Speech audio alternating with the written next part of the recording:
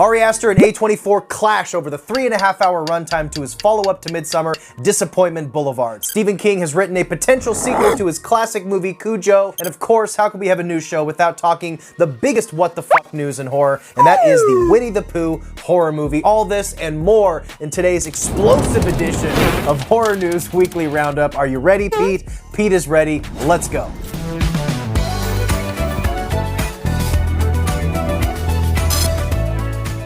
Ladies and gentlemen, what is going on? I am fighting through severe allergies to bring the news to you, but the news cannot wait. Welcome back. My name is Justin. This is Pete. Thanks for stopping by. Let's talk about the horror news of the week. Guys, be sure to stay tuned to the end of today's video. I have my weekly recommendations for you. This week, I have a podcast and movie recommendation that I want you guys to check out. But before we get into our main stories, let's dive into this week's quick bites. Things that interested me this week in the world of genre and horror. I will link these items down below. The first of which being something that I was lucky enough to be a part of this year's 2022 Oscars. Myself, along with some other creators, got together to create our very own horror movie awards. I will link that video down below. I had a lot of fun making that. Shout out to Haunted Hippie and thank you for having me a part of that. I will also link below Haunted Hippie or Kylie's brand new short film, Close. She's also done a couple behind the scenes videos you can check out. It's about 15 minutes long. It kicks ass. Check it out. Also, my good friend Anna, known as What a Ghoul Wants on YouTube, has a really insightful article on Dread Central that you guys need to check out. I will link that down below, discussing the 2013 movie Jugface and the social issues surrounding that. Congrats to you for getting an article published on Dread Central. It's a good read. Check that out. And now we're going to dive into this week's main features. First up this week in What the Fuck Horror News, and that is everything surrounding this new Winnie the Pooh horror film. Winnie the Pooh, Blood and Honey, Pooh and Piglet go on a rampage. Winnie the Pooh, Blood and Honey wrapped earlier this month, and the first stills showing a demonic Pooh and Piglet about to pounce on a scantily clad young woman relaxing in a hot tub have already set the internet on fire. In an interview with Variety, director Rhys Waterfield, who is in post-production on 4 amazing sounding films, Firenado, Demonic Christmas Tree, says the response to the stills has been absolutely crazy. Because of all the press surrounding the movie, we're gonna start expediting the edit and getting it through post-production as fast as we can, but also making sure it's still good. It's gonna be a high priority. Christopher Robin is pulled away from them and he's not giving them food. It's made Pooh and Piglet's life quite difficult. Because they've had to fend for themselves so much, they've essentially become feral. They are like a vicious bear and a pig who want to go around and try and find prey. The film was shot in England at Ashdown Forest, which is actually the inspiration for the 100-acre wood in the original Winnie the Pooh series. Although Waterfield declined to reveal the budget for the slasher flick, he says audiences shouldn't be expecting this to be a Hollywood-level production. Now, I'm not gonna lie and pretend that I think this is going to be an amazing movie. I think it does have some dumpster fire potential. This movie could be awful, or it could be a lot of fun. I think this is gonna be very low budget, leaning into a lot of the comedy aspect and just the ridiculousness of the premise, but I think every horror fan will be interested in at least checking this one out. Let me know if you guys are gonna be checking this out. Let me know your thoughts below in the comments. I don't know. I'm curious is all, I guess, when it comes to this movie. Who fucking knows? The world is weird. Next up, we have a little update on Ari Aster's follow-up to Midsommar, Disappointment Boulevard, which is reportedly sitting at over 3.5 hours long. The movie is still slated to be released in 2022, and there was rumors it would premiere at Cannes Film Festival, and further rumors that its absence was down to alleged disagreements over its hefty runtime. With the movie currently standing at 3.5 hours long, editor-in-chief of World of Real, Jordan Rumi, has shared that a producer on the movie told him A24 would like it to be shorter, whilst Ari refuses to cut it down anymore. You guys might remember when this movie was first announced, Ari Aster described it as a 4-hour nightmare comedy. And he described the story as a decades-long spanning portrait of an entrepreneur. We're assuming that entrepreneur is the character played by Joaquin Phoenix. Very little is known about this movie. They've been keeping very tight lips about it. We've got a couple set photos. I've done a couple videos talking about the cast and stuff, so we really just know the cast and very minimal plot details. Also, now we know that it has a very, very long runtime that A24 wants Ari Aster to trim. I, as many of you know, am a big Ari Aster fanboy, so I am really, really looking forward to this movie. I'll keep you posted. Let me know your thoughts on this and any story down below in the comments. Our next story should make 80s fantasy nerds very happy. I know I'm excited. Disney Plus just dropped a teaser trailer and a bunch of new information for their new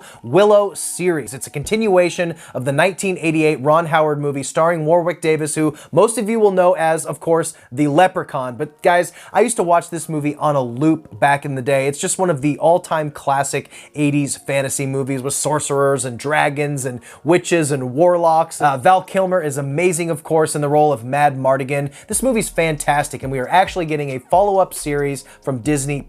The series, which picks up years after the events of the movie, introduces new characters and is set in a world where brownies, sorcerers, trolls, and other mystical creatures flourish. An unlikely group of heroes set off on a dangerous quest to places far beyond their home, where they must face their inner demons and come together to save their world. Warwick Davis is reprising his title role as Willow Ufgood, a reluctant farmer who plays a critical role in protecting a special baby from a tyrannical queen who vows to destroy her and take over the world. No additional details about the series storyline have been released, though according to circulated casting information for the series, it revolves around a group on a mission to save a kidnapped prince. The new incarnation comes from Jonathan Kasdan, who wrote the pilot and serves as co-showrunner alongside Wendy Miracle Howard and writer Bob Dolman. Kathleen Kennedy and Michelle Ridgwan are also executive producers. If you're a fan of the movies that I talk about on this channel, especially 80s practical effects driven fantasy and horror movies, this movie is a win for you, I guarantee it. I am beyond excited to check out this series. The trailer is honestly really impressive. I was really worried before the trailer dropped. After seeing the trailer, knowing that Warwick Davis is back portraying his title character of Willow, I'm just beyond excited. I have heard also that Val Kilmer does play some sort of role in the movie. I don't know if it's going to be on screen or flashback or what, but guys, check out Willow. It's amazing. Watch the teaser trailer. I will link that down below. I am so excited for Willow, the Disney Plus series. Next up in the ongoing saga, the weekly update on Rob Zombie's Munsters movie. It seems every week we get a new character reveal or a closer look at a set or footage. Last week we got some live action footage. This week we get a look at 2 new characters in the movie, as well as a really good look at Herman Munster. Rob Zombie is once again teasing the Munsters over on Instagram this week, for starters providing us with the best look yet at Jeff Daniel Phillips as Herman Munster. You can also check out the reveal of 2 new additional characters, Mr. Goodberry and Mr. Graves. The 2 characters help run the funeral parlor, with Mr. Gateman previously revealed. Mr. Zombie says on his Instagram, "Well, you can't expect Mr. Gateman to run the funeral parlor by himself. I give you his partners in the business of death, Mr. Goodberry, played by Roderick Hill, and Mr. Graves, played by Mark Griffith." Guys, I gotta say, with each new reveal, each new bit of information about Rob Zombie's Munsters, I just get honestly more and more excited to see what the hell this thing is going to be all about. The makeup so far looks incredible. The set design looks amazing. I think this movie is really playing into everything that Rob Zombie does well. His aesthetic fits the Munsters absolutely perfectly. I'm just honestly officially excited. Now, before we get to my personal recommendations, we have one final story, and that is the potential sequel to Stephen King's classic Cujo. While speaking with Bloody Disgusting recently, King teased his upcoming novella. The plot involves 2 4-year-old twins who fall into a rattlesnake pit, and King referred to this long story as a sequel to Cujo. 1983's infamous Cujo stars horror mainstay Dee Wallace, tells the story of Cujo, a friendly Saint Bernard who contracts rabies and conducts a reign of terror on a small American town. Cujo was Stephen King's 10th novel. It was released in 1981, followed by the movie a few years later. If you've not seen it, it tells the story of a happy-go-lucky family with their happy family dog, Cujo. Everything's going great until Cujo gets infected with rabies and tries to kill his entire family. It's equal parts kind of funny, but also legitimately terrifying because the performances are so good. If you haven't seen it, check it out. And now it looks like we're getting a sequel to that. So who knows? Maybe we'll get another movie, a Cujo 2 movie. That would be super rad. Let Mick Garris write and direct it, goddammit. He does amazing Stephen King adaptations.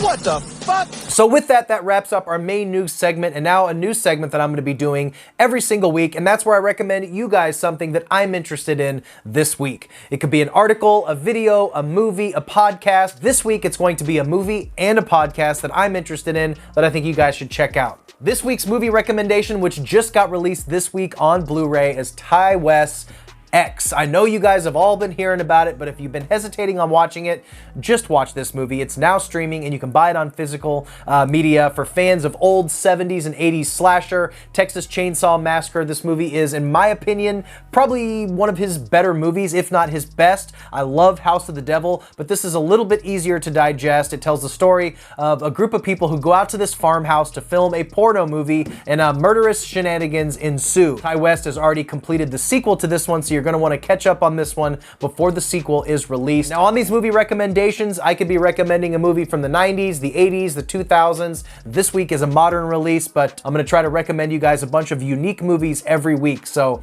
if you guys have not seen X, check it out. It's available on Blu-ray and streaming now. Last but definitely not least, in my final recommendation, I'm going to recommend you guys a podcast this week. Guys, I drive a truck for a living, so that's all I do for 8 to 10 hours a day is drive around and listen to podcasts. So I have tons of fresh recommendations, and this week's recommendation is The Movie Crypt. Filmmakers Adam Green of Frozen and the Hatchet series and Joe Lynch of Creepshow, Mayhem, and Wrong Turn 2 host this inspirational and educational program that offers a fully comprehensive look at the entertainment industry, the artistic process, and the enduring struggle of not giving up on your dreams. By candidly sharing their own trials and tribulations in Hollywood, Adam and Joe create an extremely honest and heartfelt dialogue with their guests. This is a podcast that I've been listening to for years. I subscribe to their Patreon. Every week they have some sort of filmmaker, whether it's a director, an actress, a cinematographer, a lighting person. They talk about their favorite movies, and they talk a lot about the film industry and the making of movies.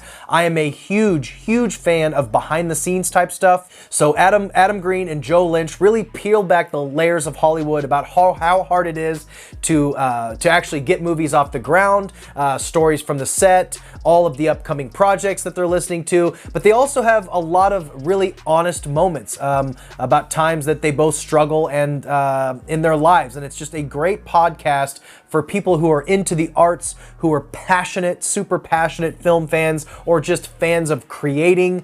It's a really honestly an inspirational podcast that I listen to every single week. I guarantee you they've had all your favorite horror icons on. It's a fantastic podcast. So I highly recommend checking out director Joe Lynch and Adam Green's podcast, The Movie Crypt. So guys, that is it for me for this week's Horror News Weekly Roundup. Thank you guys so much for stopping by. I'm going to leave my email and my Instagram down below if you guys have stories that you want me to cover. If you guys want to help me gather the news for these shows, send me your stories on Instagram via DM or email, and I will take a look at those. But guys, that is all. I think we're done here. Stay weird. Remember to always be yourself, and I will see you in the next one. Bye.